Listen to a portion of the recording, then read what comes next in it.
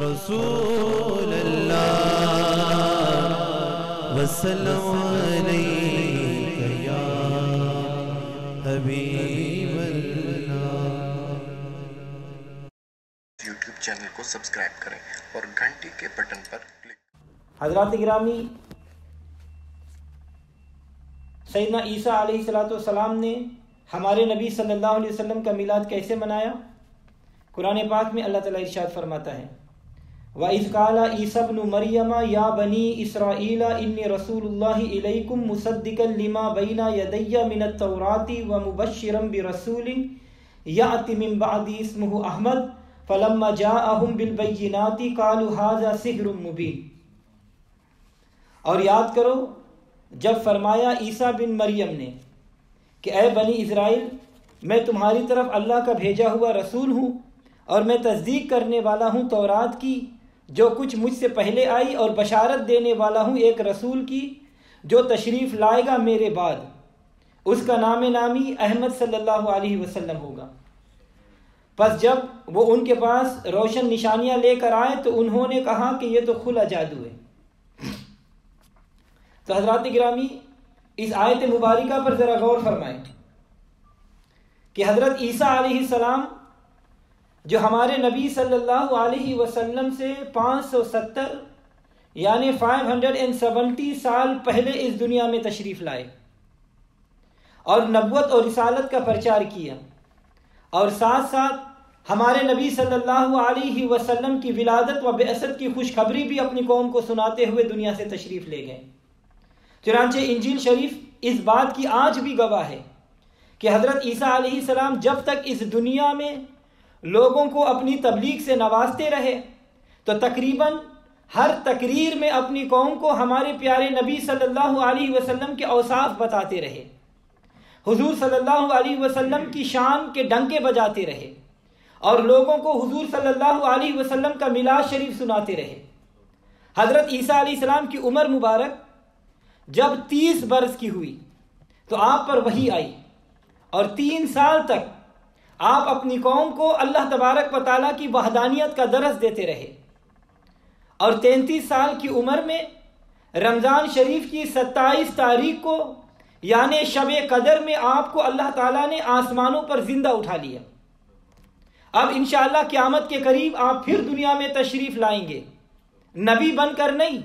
بلکہ میرے اور آپ کے آقا محمد الرسول اللہ صلی اللہ علیہ وسلم کے امتی بن کے آئیں گے، اور 40 سال تک دنیا میں قیام فرمائیں گے، شادی بھی کریں گے، اور آپ کی اولاد بھی ہوگی، اور پھر آپ کا وصال بھی ہو جائے گا، اور نبی صلی اللہ علیہ وسلم کے روضہ کے ساتھ آپ کا مزار شریف بھی بنے گا، اور جب قیامت قائم ہوگی تو سب سے پہلے نبی صلی اللہ علیہ وسلم اپنے روضہ سے تشریف اٹھیں گے، اور پھر حضرت عیسیٰ علیہ السلام، اور پھر سیدنا صدیق اکبر اور فاروق اعظم رضی اللہ تعالیٰ عنہم، یہ چاروں بزرگ اللہ تعالیٰ کے دربار میں حاضر ہوں گے۔ سب کہو سبحان اللہ۔ تو حضرات گرامی کتنا نورانی منظر ہوگا۔ تو حضرت عیسیٰ علیہ السلام 3 سال تک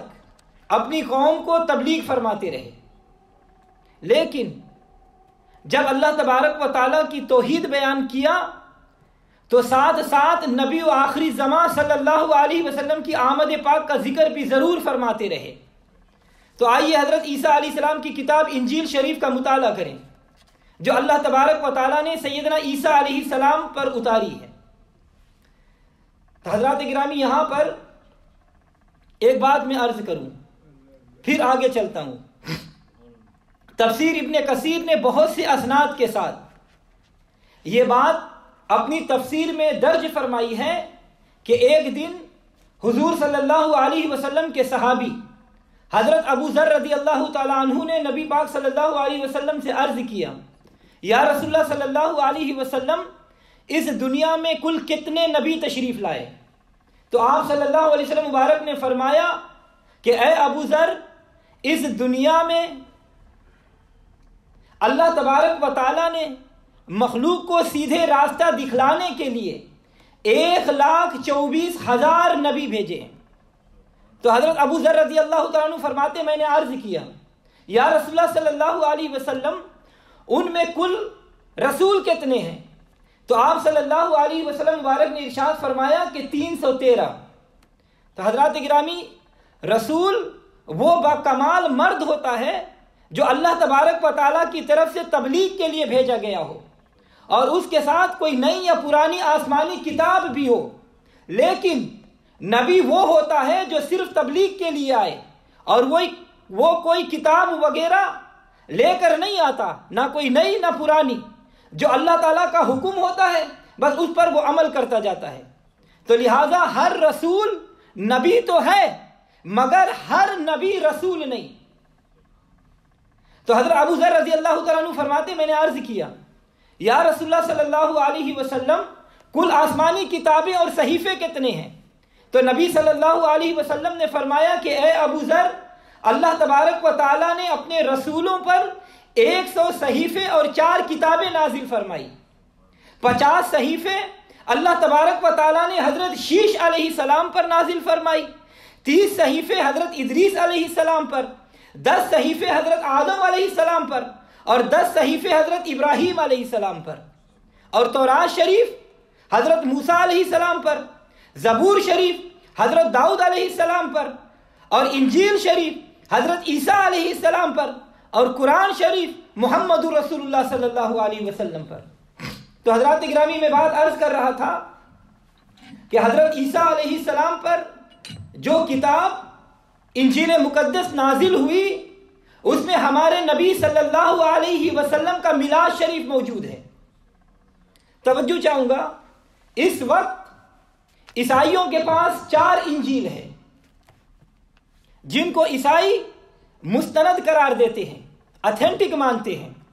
انجیل متی، انجیل مرکز، انجیل لوکا اور انجیل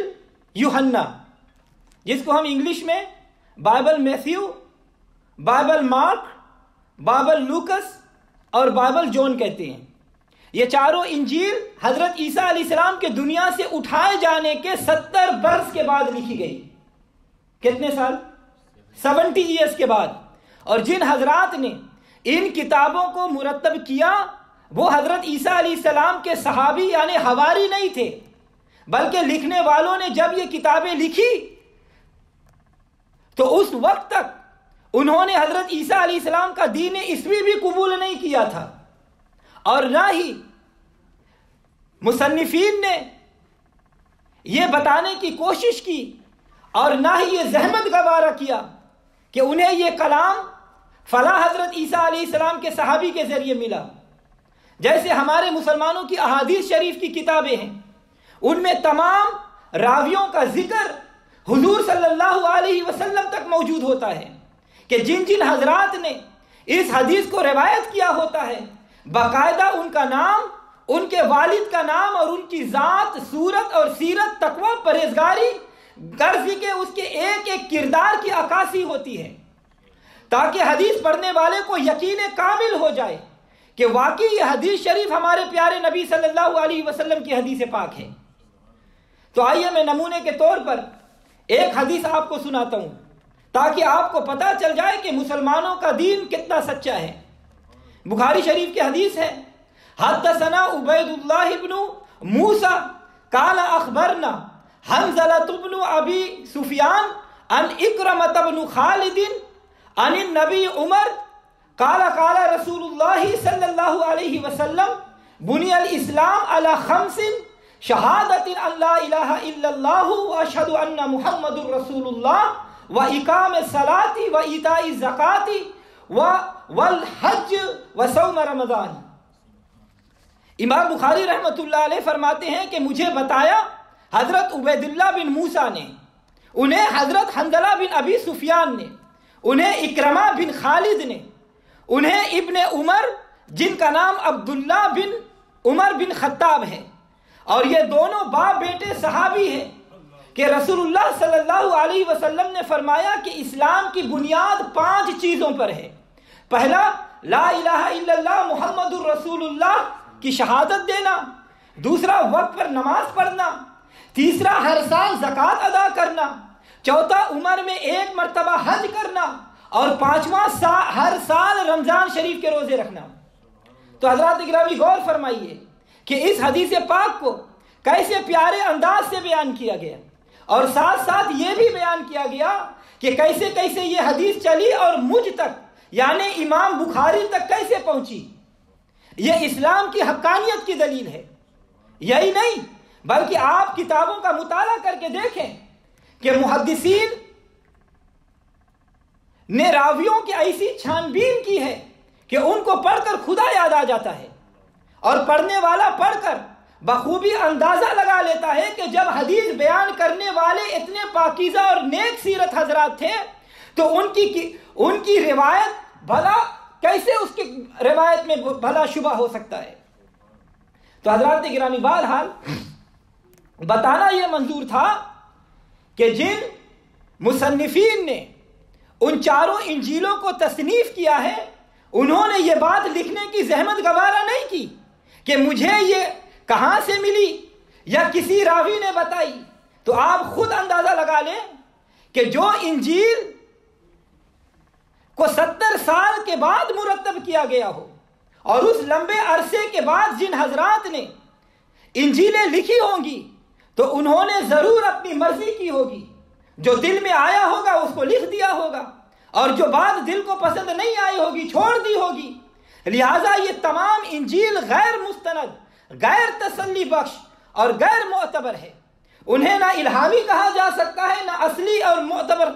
البتہ عیسائیوں کے پاس ایک اور کتاب بھی ہے، اور جس کا نام انجیل برنباس ہے، بائبل بینباس۔ اس انجیل کو اگر پڑھا جائے تو اس میں بہت سے ایسے احکامات ہیں، ایسی آیتیں موجود ہیں کہ جن میں حضرت عیسیٰ علیہ السلام نے کئی مقامات پر تقریر کرتے ہوئے ہمارے پیارے نبی صلی اللہ علیہ وسلم کے اوصاف بیان کیے، اور حضور صلی اللہ علیہ وسلم کا میلاد شریف اپنی امت کو سنایا۔ اور یہی انجیل بینباس پڑھنے سے اصلی انجیل معلوم ہوتی ہے، کیونکہ اس انجیل کا جو مصنف ہے وہ کوئی معمولی انسان نہیں تھا، بلکہ حضرت عیسیٰ علیہ السلام کا بڑا چہتا اور صحابی تھا۔ چنانچہ حضرت عیسیٰ علیہ السلام نے جب اپنی نبوت کا اعلان فرمایا تو اس بینباس نے حضرت عیسیٰ علیہ السلام کی آواز پر لبیک کہتے ہوئے غلامی عیسیٰ علیہ السلام قبول کر لیا۔ اور یہ بینباس قبرص کا رہنے والا، سائپرس کا رہنے والا تھا، اور یہ مذہب یہودی تھا، اور اس کا اصل نام جوسف ہے۔ جب اس جوسف نے دین عیسوی کی اشاعت کے لیے سر دھڑک کی بازی لگا دی تو حضرت عیسیٰ علیہ السلام کے دوسرے حواری یعنی صحابہ نے ان کو بینباس کا لقب دے دیا۔ بینباس کا معنی ہے واضح نصیحت کا فرزند۔ یہی حضرت برنباس رضی اللہ تعالیٰ عنہ کافی عرصہ تک حضرت عیسیٰ علیہ السلام کے ساتھ ساتھ رہے،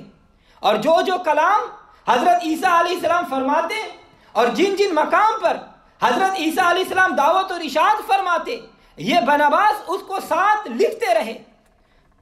حضرت عیسیٰ علیہ السلام نے جب تمام کلام لوگوں کو سنا دیا اور آپ اللہ کے حکم سے آسمانوں کی طرف چلے گئے تو بینباس نے اس کلام کو جو حضرت عیسیٰ علیہ السلام پر نازل ہوا تھا اور جو انہوں نے اپنی قوم کو سنایا تھا، ان کو ایک کتابی شکل دے کر عیسائیوں میں پھیلا دیا، اور اس کا نام انجیل بینباس رکھا، یعنی وہ انجیل جو بینباس نے لکھی ہے۔ اور یہ بینباس کی انجیل 325 عیسوی تک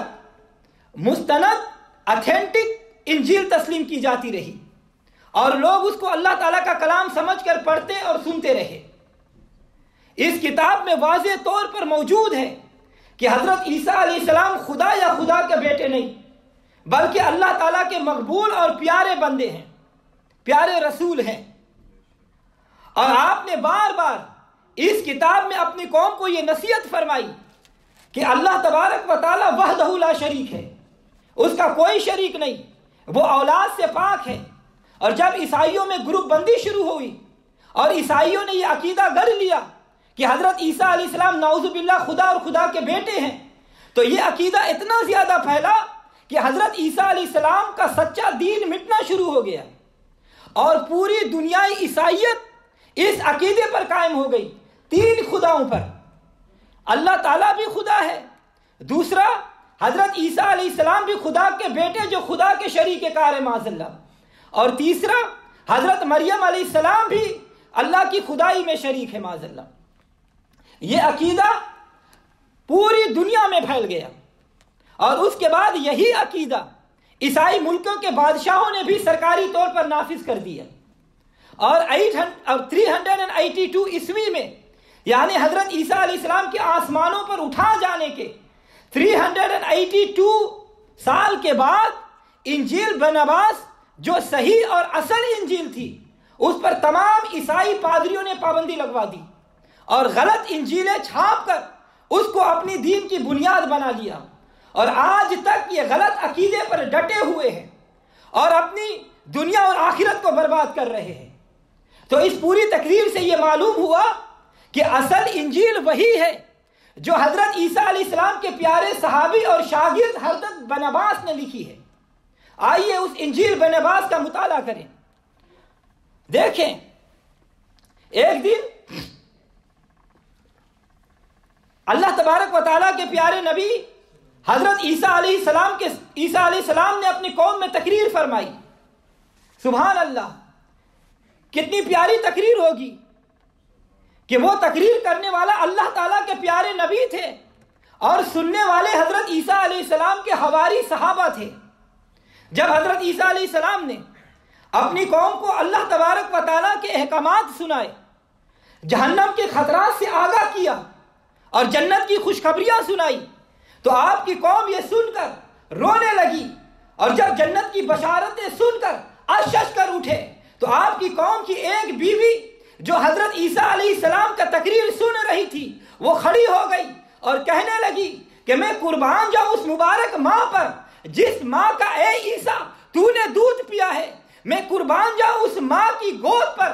جس گود میں اے روح اللہ تو نے کھیلا ہے، میں صدقے جاؤں اس ماں کے قدموں پر جس ماں نے اے پیارے تمہیں جنم دیا ہے۔ جب یہ کلمات اس بیوی نے حضرت عیسیٰ علیہ السلام کی ماں حضرت مریم علیہ السلام کی ثنا اور تعریف میں کہے تو حضرت سیدنا عیسیٰ علیہ السلام نے فرمایا کہ اے بیوی، بے شک میری ماں بڑی عظمت والی ہے، بے شک میری ماں بڑی شان والی ہے، بے شک میری ماں بڑی کمال والی ہے، لیکن اے بیوی، میری ماں حضرت مریم علیہ السلام سے بڑھ کر شان والی ماں، عظمت والی ماں، کمال والی ماں، ایک اور بیوی، اس مقدس خاتون، ایک با کمال ماں دنیا میں تشریف لانے والی ہے کہ جن کی گود میں سارے نبیوں کے امام سیدنا عیسیٰ علیہ حضور صلی اللہ علیہ وسلم، ساری مخلوق کے سردار اللہ کے پیارے نبی صلی اللہ علیہ وسلم پیدا ہوں گے اور کھیلیں گے۔ سبحان اللہ، نعرہ تکبیر، نعرہ رسالت، عید میلاد النبی۔ تو حضرات گرامی، حضرت عیسیٰ علیہ السلام نے جب میرے آقا علیہ السلام کی شان بیان فرمائی تو حاضرین میں سے آپ کے ایک صحابی تھے، وہ کھڑے ہو گئے، انہوں نے سوال کیا کہ اے اللہ تعالیٰ کے پیارے مسیح، کیا آپ وہی نبی ہے کہ جن کی خبر آج سے 250 برس پہلے حضرت موسیٰ علیہ السلام نے دی تھی کہ اے دنیا والو، میرے بعد ایک اللہ تعالیٰ کا پیارا حبیب دنیا میں تشریف لا رہا ہے، یاد رکھو جس نے اس کی پیروی کی وہ کامیاب ہو گیا، اور جس نے اس کی نافرمانی کی وہ دونوں جہاں میں ذلیل اور رسوا ہو گیا۔ تو سنو یہاں حضرت عیسیٰ علیہ السلام نے کیا جواب دیا۔ حضرت عیسیٰ علیہ السلام نے فرمایا کہ اے میرے امتیوں، جس نبی کی بشارت حضرت موسیٰ کلیم اللہ نے دی تھی وہ میں ہرگز نہیں ہوں، بلکہ میرے اندر ان میں تو کچھ بھی صلاحیت نہیں، اور میری تو اتنی بھی شان نہیں کہ میں اس نبی صلی اللہ علیہ وسلم کے جوتیوں کے لیس کو بھی میں کھول سکوں۔ تو حضرات گرامی، یہ کلمہ حضرت عیسیٰ علیہ السلام کا نہایت عاجزی اور انکساری کا تھا، وگرنہ نبوت کے لحاظ سے تمام انبیاء علیہ السلام برابر ہے، درجے اور مرتبے میں ضرور فرق ہے، اور سب سے بڑھ کر اعلیٰ اور سب سے عرفہ درجہ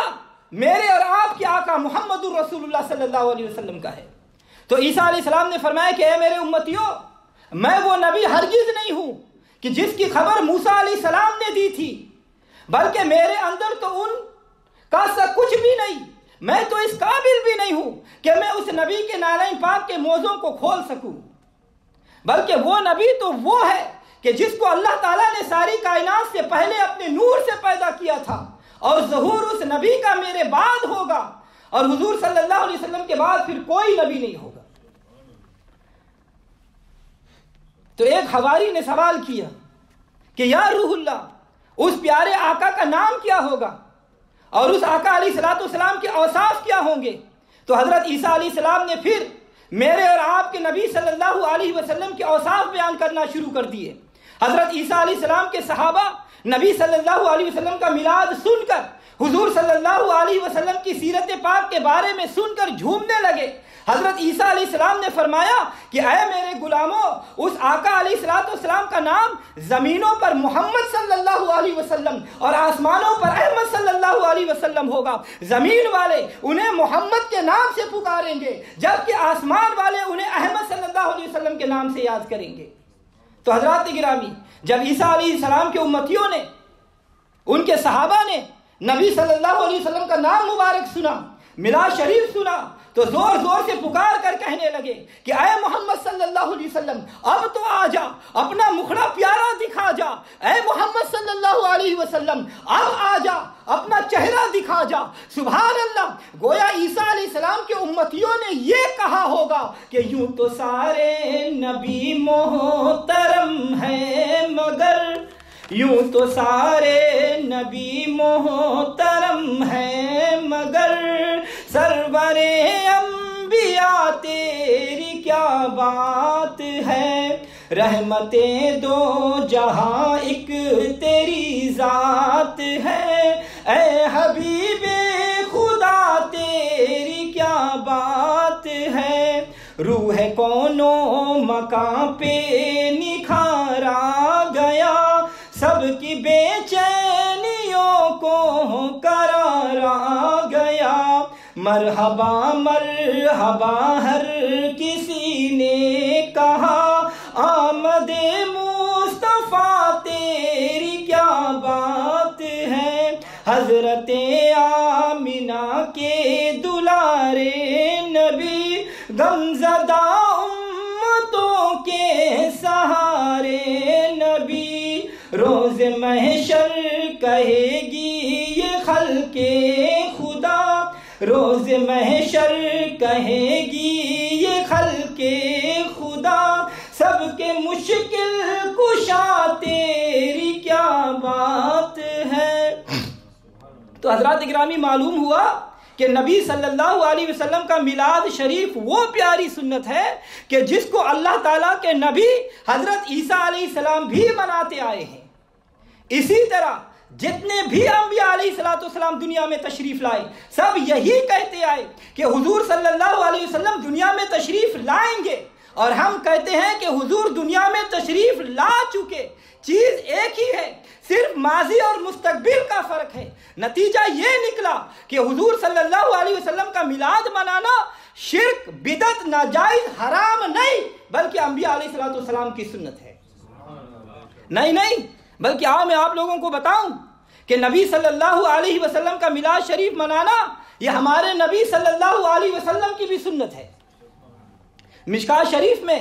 ترمذی شریف سیاہ ستہ کی حدیث ہے، اور دیوبندیوں کے معتبر عالم دین اشرف علی تھانوی اپنی کتاب نشت الطیب میں بھی اس حدیث کو روایت کیا ہے کہ نبی صلی اللہ علیہ وسلم کے پیارے چچا حضرت سیدنا عباس رضی اللہ تعالیٰ عنہ فرماتے ہیں کہ ایک مرتبہ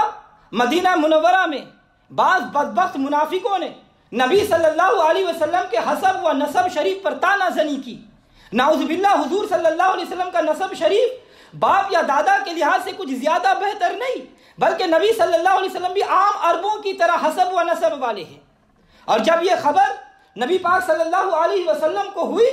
تو حضور صلی اللہ علیہ وسلم نے اپنے صحابہ اکرام کو مسجد نبوی شریف میں بلایا،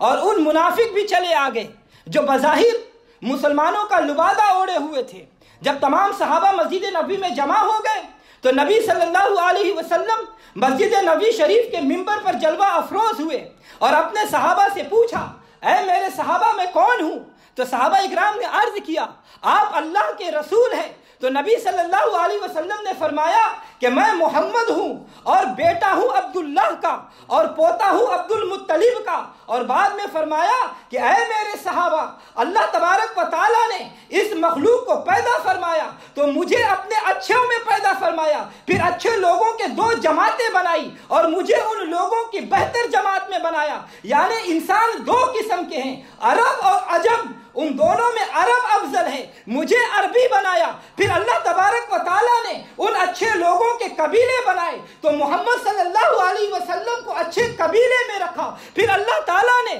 بہتر لوگ بنائے، گھر بنائے اور محمد صلی اللہ علیہ وسلم کا اچھا گھر بنایا. بس میں ذات کے لحاظ سے، میں حسب کے لحاظ سے، میں نسب کے لحاظ سے، میں صورت کے لحاظ سے، میں سیرت کے لحاظ سے، میں گھر کے لحاظ سے مخلوق خدا میں سب سے بہتر ہوں. نعرہ تکبیر، نعرہ رسالت، نعرہ رسالت یا رسول اللہ اہل سنت والجماعت زندہ. اللہ اکبر. حدیث مبارکہ کو غور سے سنیں اور توجہ فرمائیں کہ نبی صلی اللہ علیہ وسلم نے خود اپنا میلاد شریف سنایا،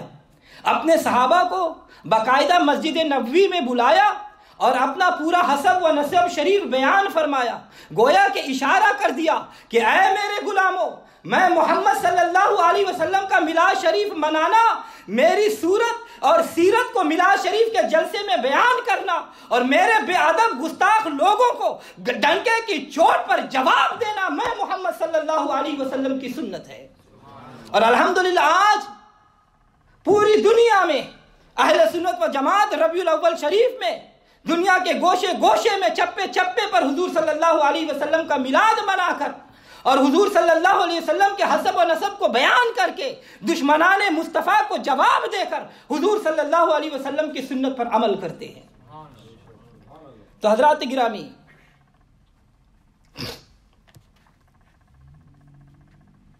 نبی صلی اللہ علیہ وسلم کا میلاد یہ خود صحابہ اکرام نے بھی منایا ہے. آج 2-3 منٹ زیادہ ہوگا، کوئی بات نہیں. جب تک صحابہ اکرام دنیا میں رہے حضور صلی اللہ علیہ وسلم کا میلاد مناتے رہے. صحابہ اکرام میلاد شریف کی خوشی میں ہر پیر کو روزہ رکھا کرتے تھے اور یہ فرمایا کرتے تھے کہ یہ پیر کا دن کتنا پیارا دن ہے کہ اس دن ساری کائنات کا پیر ہمارے آقا مولا محمد رسول اللہ صلی اللہ علیہ وسلم دنیا میں تشریف لائے. اور نبی صلی اللہ علیہ وسلم کے ایک صحابی تھے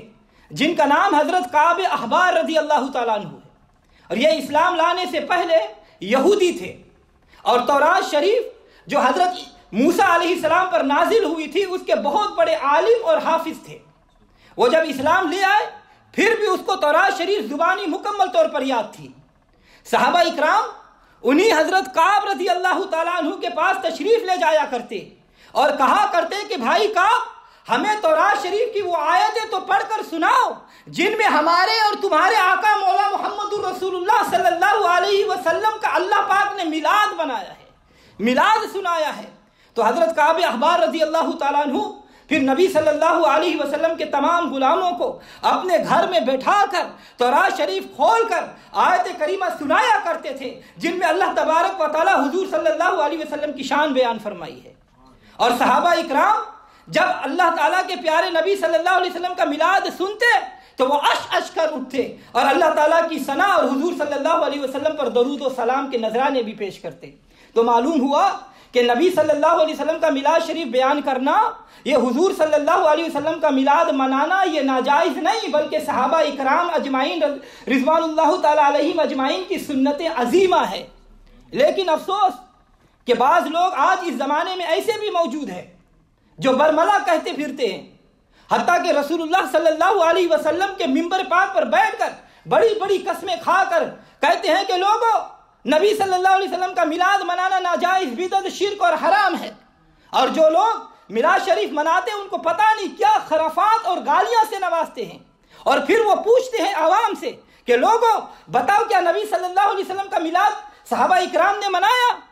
اب وہ غریب عوام جن کو وضو کے فرضوں کا پتہ نہیں، غسل کا طریقہ نہیں آتا، ان کو کیا پتا کہ بس جس طرح مولوی صاحب نے کہا عوام نے ہاں میں ہاں ملا دی، لیکن اگر وہ کوئی کسی سنی عالم سے پوچھے تو یہ سوال کرے تو انشاءاللہ ان مولویوں کو بتائے کہ میرے آقا علیہ الصلوۃ والسلام کا میلاد شریف صحابہ نے منایا اور آسمان کے فرشتے بھی ان کے میلاد پر آفرین آفرین کر اٹھے۔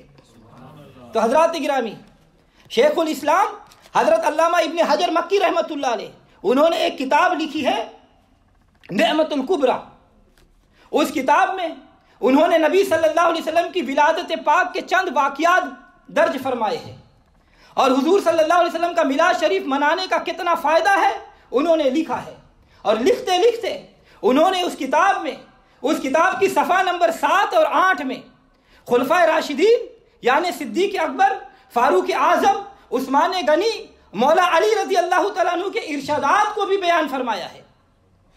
آپ بھی سنیں اور غور فرمائیے کہ میلاد شریف منانے والا کتنا خوش نصیب انسان ہے۔ اور علامہ ابن حجر مکی رحمۃ اللہ علیہ 909 ہجری میں پیدا ہوئے، یعنی 10ویں صدی میں، اور یہ کتاب 10ویں صدی میں ہی لکھی گئی، کیونکہ آپ 947 ہجری میں مکہ شریف میں وفات پا گئے۔ گویا یہ کتاب آج سے تقریباً 500 سال سے بھی پہلے کی لکھی ہوئی کتاب ہے۔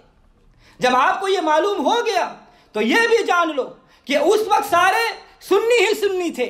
یہ دیوبندی اور بریلوی کا کوئی جھگڑا نہیں تھا۔ جب سے یہ دیوبندی آئے ہیں، یعنی آج سے 100 سال پہلے یہ میلاد پر جھگڑا چلے ہیں کہ میلاد منانا بدعت ہے، میلاد منانا شرک ہے، ناجائز ہے اور نہ جانے کیا ہے۔ اب آپ صحابہ اکرام کے اقوال کو سنیں اور خود اندازہ لگائے کہ حق پر کون ہے، فیصلہ آپ پر ہے۔ سیدنا صدیق اکبر رضی اللہ تعالیٰ عنہ فرماتے ہیں کہ جو آدمی نبی صلی اللہ علیہ وسلم کے میلاد شریف منانے پر 1 درہم خرچ کرے یا کیا تو وہ کل قیامت کے دن مجھ ابو بکر کے ساتھ جنت میں ہوگا۔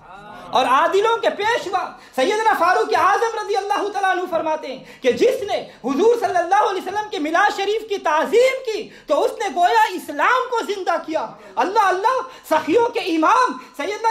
عثمان غنی رضی اللہ تعالیٰ عنہ آپ مبارک فرماتے ہیں کہ جس نے حضور صلی اللہ علیہ وسلم کے میلاد شریف پر 1 درہم خرچ کیا گویا وہ بدر اور حنین کے لڑائی میں خود کو حاضر ہوا۔ تو حضرات گرامی، آپ جانتے ہیں کہ میدان بدر میں شریک ہونے والوں کو اللہ تعالیٰ نے کیا اجر دیا تھا؟ قرآن پاک میں ہے اور بخاری اور مسلم شریف کی حدیث میں ہے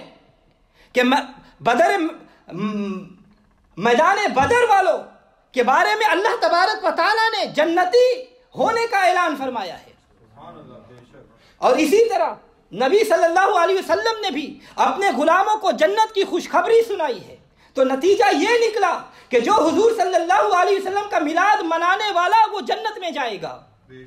اور حضرت علی کرم اللہ وجہ الکریم فرماتے ہیں کہ جس نے حضور صلی اللہ علیہ وسلم کے میلاد شریف کی تعظیم کی اور میلاد شریف کرنے کا سبب بنا وہ دنیا سے ایمان کی دولت لے کر جائے گا اور وہ جنت میں بغیر حساب کے داخل ہوگا۔ اور امام الاولیاء سید التابعین سیدنا امام حسن بصری رحمت اللہ علیہ فرماتے ہیں کہ مجھے یہ بات پسند ہے کہ کاش میرے پاس احد پہاڑ جتنا سونا ہو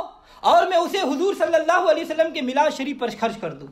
اللہ اکبر۔ حضرات گرامی، قربان جائیں سیدنا امام حسن بصری رضی اللہ تعالیٰ عنہ کی محبت رسول صلی اللہ علیہ وسلم پر کہ جن کی یہ خواہش ہے کہ اللہ تعالیٰ مجھے احد پہاڑ کے برابر سونا عطا فرما دیتا تو میں سارے کے سارا حضور صلی اللہ علیہ وسلم کے میلاد پر خرچ کر کے مدینے والے کو راضی کر لیتا۔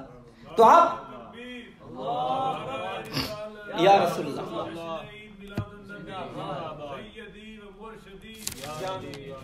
تو حضرات گرامی، آپ اندازہ فرمائیں کہ اگر سارا پہاڑ سونے کا بنا ہو تو وہ کتنا اس دنیا کے لحاظ سے کتنا پیسہ بن جائے گا۔ تو گویا امام حسن بصری فرماتے ہیں کہ اللہ تعالیٰ یہ سارا پہاڑ سونا کا بنا کر مجھے حوالے کر دیتا تو میں اسے بھی محمد الرسول اللہ کی میلاد پر خرچ کر دیتا۔ تو یہ سب باتیں محبت کی باتیں ہیں اور وہی لوگ کرتے ہیں جن کو رسول اللہ صلی اللہ علیہ وسلم کی آمد کی خوشی ہوتی ہے، اور جن کو حضور صلی اللہ علیہ وسلم کی آمد کی خوشی ہوتی ہے تو 12 ربیع الاول شریف کو میلاد شریف اور اس مقدس مہینے میں میلاد شریف کا اہتمام کرتے ہیں۔